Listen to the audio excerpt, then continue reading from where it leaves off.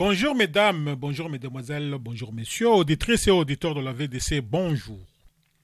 Voici la lecture de la revue de presse de la V2 Congo de ce lundi 12 février 2018 au micro Don Kayembe depuis New York City. Nous développerons 4 points dans cette revue de presse. 1. L'UDPS renvoie son congrès s'inédié. 2. Le message des catholiques au pouvoir. À vous les armes, adieu la victoire. 3. Économie, le succès du Congo Airways. Et enfin, 4. Élections, les États-Unis d'Amérique contre la machine à voter de Nanga. Commençons par le premier point, UDPS renvoie son congrès s'inédié. Radio Okapi annonce, l'UDPS rapporte son congrès extraordinaire.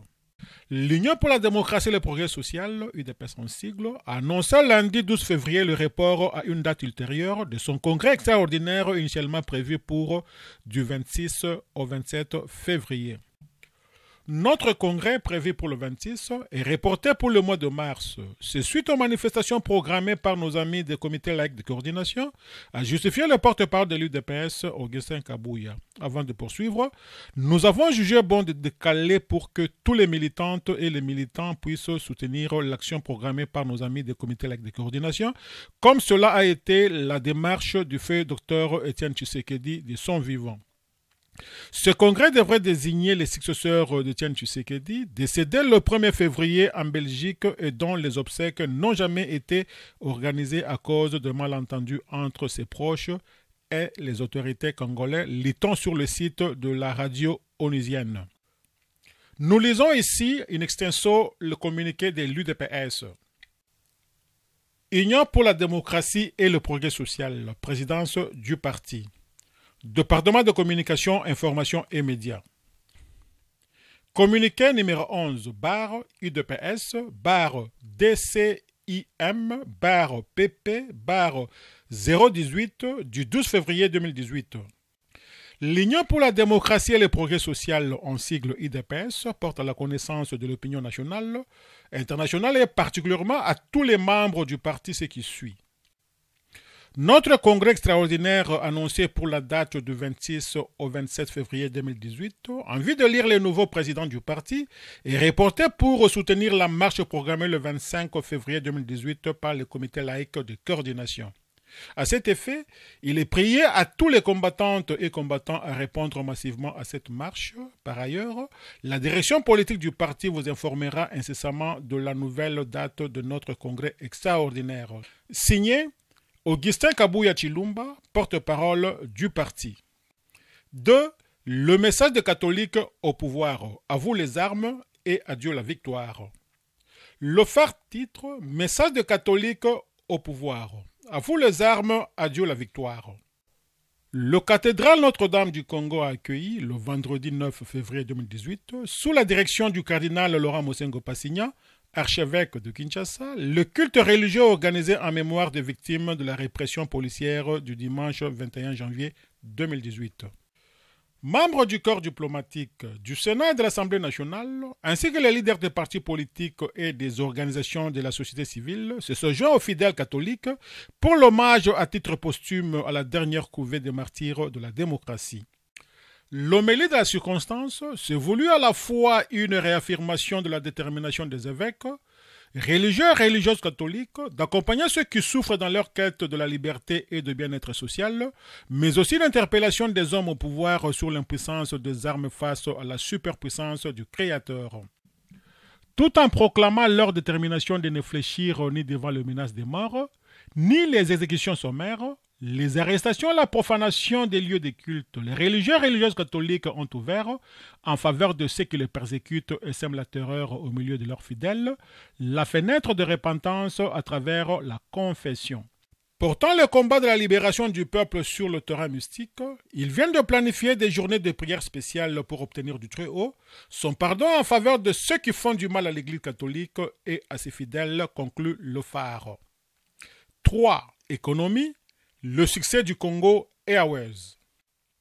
Jeune Afrique, titre aérien. Congo Airways, un succès à l'épreuve de l'instabilité politique. Grâce à un marché porteur, la compagnie publique s'est imposée en 2 ans au niveau national en 2018 et se lancera au niveau régional. Moteur de sa réussite, sa gouvernance résistera-t-elle à la situation chaotique qui règne en République démocratique du Congo, avec 365 passagers transportés en 2017 contre 208 000 en 2016 et 77 millions de dollars américains équivalent à 64 millions d'euros de chiffre d'affaires escompté, 36 millions en 2016. L'année s'est conclue en beauté pour la toute jeune Congo Airways née en octobre 2015. Des performances qui rendent Désiré Balaziré, son directeur général depuis 2016, confiant dans la capacité de la compagnie à atteindre ses objectifs. Franchir la barre de 400 000 passagers et 99 millions de dollars de revenus en 2018. La compagnie, détenue par l'État et par les opérateurs tels que la GECAMIN, est la seule à utiliser des avions de plus de 150 places, insiste le directeur général. Son principal rival privé, Fly CAA, a par exemple rémissé ses Airbus A320 et 321 pour ne conserver que les Fokker 50 de moins de 60 places. De quoi encourager les léopards volants à viser le régional. Cette année, la compagnie ouvrira d'abord une ligne vers Johannesburg et entend être présent d'ici la fin de 2019 au Cap, à Lusaka, Harare, Dar es Salaam, Bujumbura, Nairobi, Addis Abeba, Bangui, Douala, Cotonou, Abidjan, Pointe-Noire et Luanda. Viendra ensuite l'ouverture des liaisons intercontinentales vers Paris, Dubaï et Coton en 2020. Sur la liste noire aérienne de l'Union européenne, poursuit Jeune Afrique. Déjà audité par l'Union européenne, par les pétroliers Total et par plusieurs sociétés minières, Congo Airways devrait se voir délivrer sa certification IOSA, qui signifie IOTA Operational Safety Audit, d'ici la fin de février, sésame indispensable pour opérer vers l'Europe.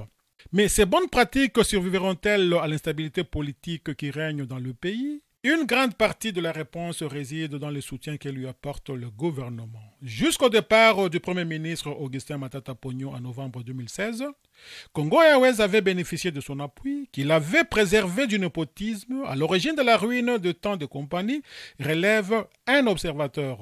Aujourd'hui, son directeur général se retrouve plus isolé pour garantir la bonne gouvernance. 4. Élections. Les USA contre la machine à voter de Nanga.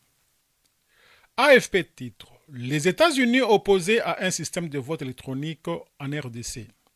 Les États-Unis se sont opposés au recours à un système électronique de vote pour la triple élection prévue le 23 décembre en République démocratique du Congo, présidentielle, législative et provinciale, a déclaré lundi l'ambassadrice américaine à l'ONU Nikki Haley.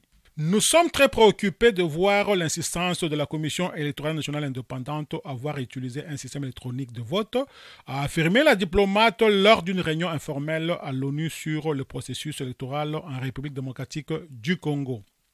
Un tel recours représente un risque colossal et les États-Unis souhaitent le recours à des bulletins papier pour qu'il n'y ait pas de doute sur les résultats. Les États-Unis ne soutiennent pas ce recours à un système électronique, a insisté Nikki Haley. Lors de la réunion, le président de la Commission électorale nationale indépendante, Corneille Nangaa, venu à New York pour cette réunion, a rappelé que plus de 46 millions d'électeurs avaient été recensés pour la triple élection, déjà reportée plusieurs fois. Avec plus de 45 millions d'électeurs, les 3 scrutins combinés le même jour imposent l'implantation de 23 000 centres de vote éclatés à environ 90 000 bureaux de vote et dépouillement, a-t-il précisé. L'option prise de recourir à la machine à voter permet de réduire le poids de l'ensemble de matériel à déployer de 16 000 tonnes à 8 000 tonnes, a poursuivi M. Nangaa. Et grâce au recours à la machine à voter, les coûts de scrutin ont pu être réduits de 54 millions de dollars américains à environ 432 millions de dollars américains, a-t-il encore fait savoir. Lors du débat, la Côte d'Ivoire a mis en garde contre les risques d'élections mal préparées, tandis que le Pays-Bas indiquait respecter la décision de la CENI à recourir à un système électronique, tout en lui demandant de tester rigoureusement le matériel avant les scrutins. On ne peut pas permettre un nouveau report des élections et le président Kabila ne peut pas briguer un nouveau mandat car la Constitution ne le permet pas, a souligné Nikki Haley. Il a aussi évoqué les informations selon lesquelles le président sortant ne cherchait pas à imposer quelqu'un de son choix pour les succéder. Fidèles auditrices et auditeurs de la VDC, merci pour votre aimable attention. C'était votre humble serviteur Don Kayembe depuis New York City pour le compte de la radio-télévision en ligne La Voix de la démocratie congolaise Panorama d'Afrique. À demain.